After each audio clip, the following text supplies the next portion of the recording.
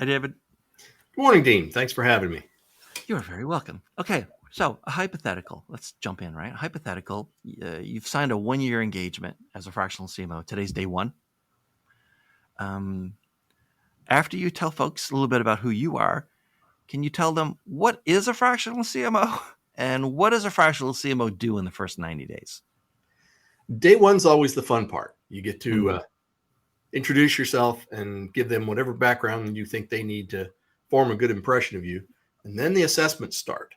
Then we start asking questions and we have them introduce themselves, starting with what the CEO's perception of his own role is and going down the team and figuring out who does what with whom.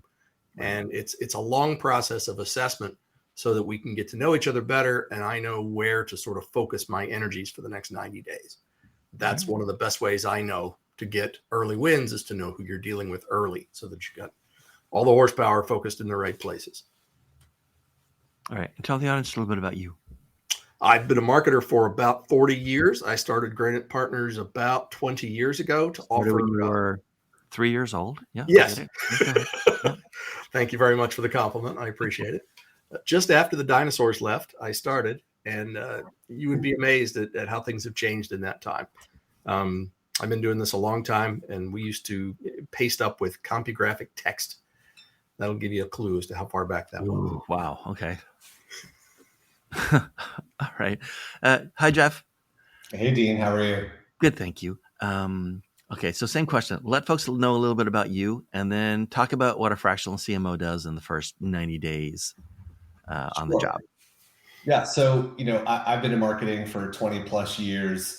I started at Google. I was there kind of even before Gmail existed, right? Going back, it's odd to think that we used Outlook. And I was there for about 8 years and then realized I was only getting the marketing world through the lens of a publisher and wanted to experience more of the world of marketing. I left to help run an agency, did that for some time before joining the corporate marketing world. And I started my company about 3 years ago with a focus on helping startups who often have great products and services, but don't necessarily have the strongest go-to-market strategies. Right. Okay. And so in my first 90 days, there's a lot of the getting to know you, right? There's a lot of questions, what exists, what doesn't exist, how do people within the organization think about the company and the brand? And I also tell my clients as well that in that first 30 days, there are a few deliverables. It's more education. Right. And outside of that 30-day period, that's when the deliverables start to happen. That's when there's more actionable information. And my goal with my clients is within that 90 days, we've kind of built the foundation of what their brand and their strategy should be. And then we begin the process of starting to implement it. Right.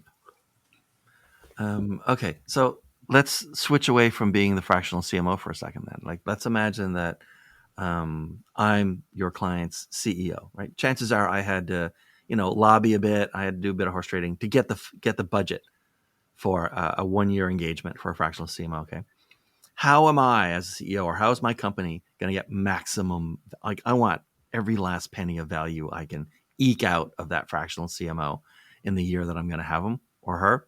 Like, how do I get maximum value from my 1 year with you?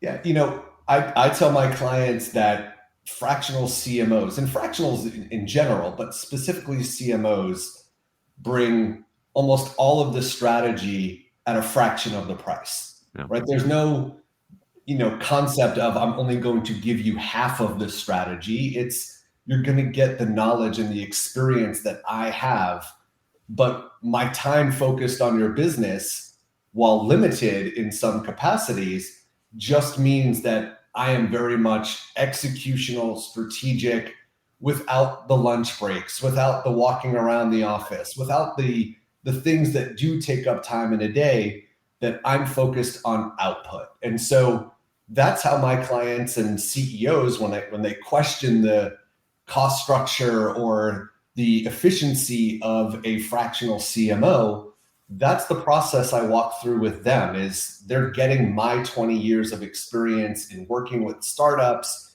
to help design and build the process that's going to help them in the long run. And it means that my time dedicated to them is kind of my all-in time. Yeah. Okay. David, can I ask that question again? But I want to invert it. All right. So, in your experience, since you've been in marketing since you were 3 years old, in your long experience, how do companies waste the money that they spend on a fractional CMO? Like, what do they shouldn't be doing, or keep doing that they shouldn't be doing, or what do they not do, and that ends up like reducing the effectiveness of that fractional CMO? In my experience, a lot of companies don't quite have the problem locked in. The reason they asked for a fractional CMO or thought that was a good idea to begin with. It's not so much you're explaining the construct and the limited time, although those are certainly important. I found that it's more access to information that is lacking. If I have to sit down with 6, 8, 9 people and do interviews internally to extract information, that's a fairly efficient process if I can get an hour a piece undivided with those folks that really have all the goods. Proper onboarding probably is one of the best ways to do that, in that I have to be treated just like any other employee in order to get the institutional knowledge that I need to not be making impossible demands of the team or those around me on collateral levels. So if I know what can be done and I know what they have done and I know what they're capable of doing, now we can go forward and execute on the strategy I will eventually devise before the end of the 90-day period, and we'll all be on the same page and they won't have hidden anything from me. I shouldn't have to be a gold miner digging in there for bits and pieces of things they've done in the past that either worked well or failed miserably to gain the education I need to help them. They should be wanting to help me get all the information and get my hands on as much as I possibly can to speed the process and make it more effective and more efficient. Okay, let's talk about them. Do you mind if I jump in on that for one? Yeah, go ahead. So one of the things that I've encountered with startup founders and CEOs that you talk about wasting money in bringing on a fractional CMO is startup founders and CEOs who have designed and built and poured their heart and soul into a product or a service think they are also best equipped to bring it to market. And so the challenge that comes with a wasted investment in a CMO is when these founders say, I just need you to do this. It's my vision. Please go execute upon X. And that's not what fractional CMOs are about. I walk in the door. My job is not, hey, tell me what you need me to do. It's let me learn your business so I can tell you what we need to do. Yeah. And that is sometimes the big disconnect where a founder or a CEO thinks they're hiring a fractional CMO just to carry the ball and run with it and not devise the strategic plan on how to do all of the things required to bring a brand to market. It's like agreed. I've found that what I call the founder release is always very difficult because those guys have done it from day one. They know the product best.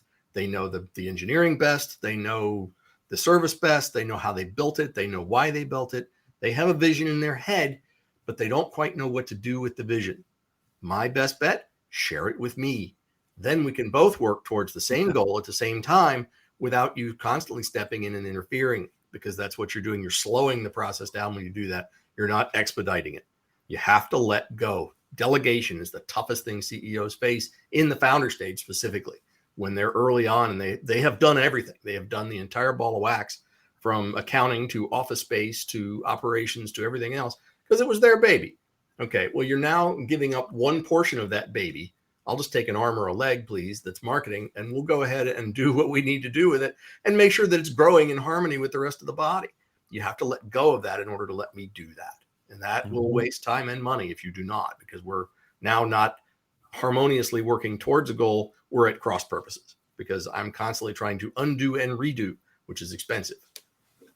Let's talk about the marketing team, such as it is, that might already be in place there, right? Most likely junior and mid-level folks, right? Let's think about what the state they're in on day one and sort of project ourselves into the end of the year, 12 months later. How is the marketing team different because a fractional CMO has been involved for a year? Day one, fear. Sure. Because they don't know what's They're coming. afraid that you're a hatchet guy or something. They are worried for their jobs. They're worried for their futures. They're worried for their performance. They're worried for someone going to find out that they've made a mistake or missed something. They are terrified day one. My job is to waylay those fears and negate and mitigate those fears so that we can all start fresh and work together. One of the first statements out of my mouth when I walk in the door is, I said, until I know otherwise, your job is safe. Relax, take a breath. Let's find out what's going on, because I have walked into places and had the director just below me leave that day as a matter of fear, because he didn't know what to expect. He felt disrespected because they had hired me to come in and fix things that he thought were his problem. And as it turns out, that was the smartest thing the company could have done. But they didn't mind his exit near as much after about a week of digging around. So sometimes those fears are well grounded. Most of the time, they're not. Most of the time, the benefit that the team is going to get at the end is one of organization, direction, support, and education. They're going to feel extremely confident in being able to fail, because that's how we learn. That's how we gain. That's how we grow.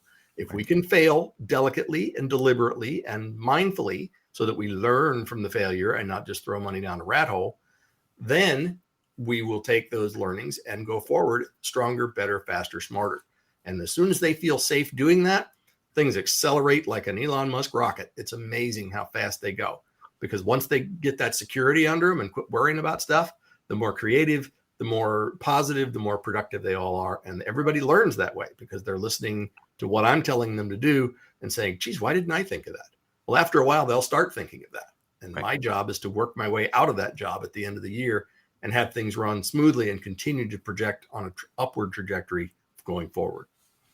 And Jeff, what do you think? What are like the one or two changes you normally see in a marketing department after you or a fractional CMO has been around for a while? One of the things I see most is giving opportunities to people on the team who may have felt stuck in whatever role that they had. Right. And specifically, they may not have understood the other opportunities that were available to them. They may not understand the different skill sets that go with being a marketer, and that there is no one size fits all.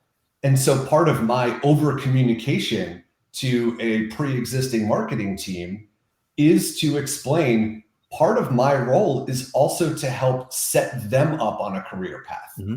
I want to walk out the door after a year, whatever that time frame is, and have people not only in roles that they can thrive on currently, but also have set them up for where they may want to go long term. So whether that means education, training courses, conferences, getting mentors or other people to help, I want them to feel empowered to find what it is that's going to get them motivated and excited to continue building a career in marketing. Well, let's talk about the most junior person in that marketing team, right? Like the whether you want that to be the youngest or the newest employee, right? The most junior employee in that marketing team. What is that person going to learn, or what should that person be asking or trying to do to take advantage of the presence of a very senior marketing person for the next year? So the most junior person needs to be the biggest sponge on the team. I've stepped into situations where the most junior person was a recent college graduate who had interned at the organization for a few months. Right. And this was their first foray into, a full-time gig. And this person I went to almost immediately and said, hey, look, stick with me. Let me help you. And I'm going to overwork you in some ways. Like you may feel overworked in some ways.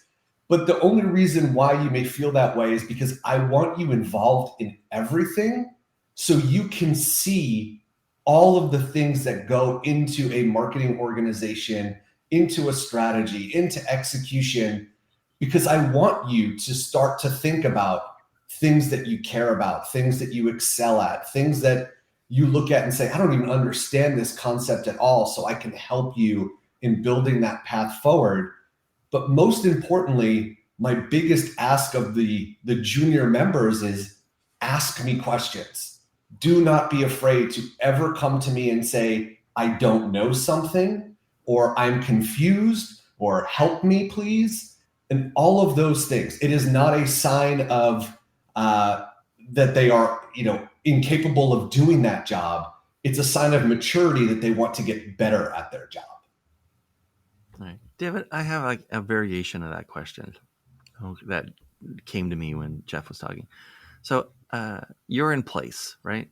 And you're established. You're like whatever, weeks, months in, and I'm the most junior person on the marketing team. And I come to you and say, "Hey, I think there's an opportunity for me here, especially since it's kind of I'm just getting started. Can you tell me like the one or two things you'd want to make sure someone would have told you when you were starting out? Of course, David, you were 3 years old back when you started in marketing, but let's assume you were in your mid-20s, right? What do you wish someone had told you when you were just starting out in marketing? Oh, there's a bunch of things.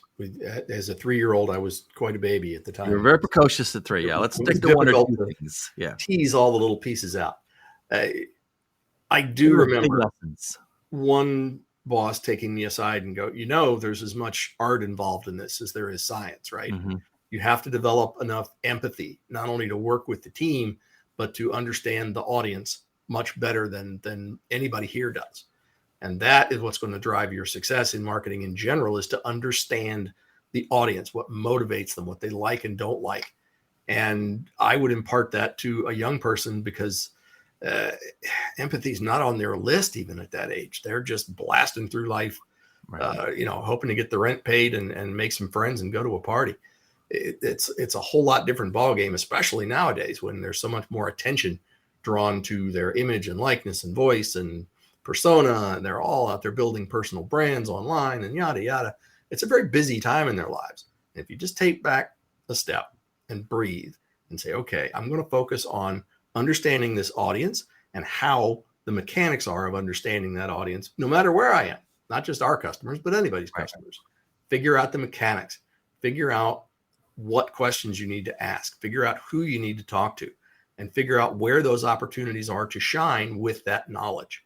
Because once you have that, you get invited to all kinds of high-level meetings going, well, tell us what our customers think about this. Suddenly you're an expert.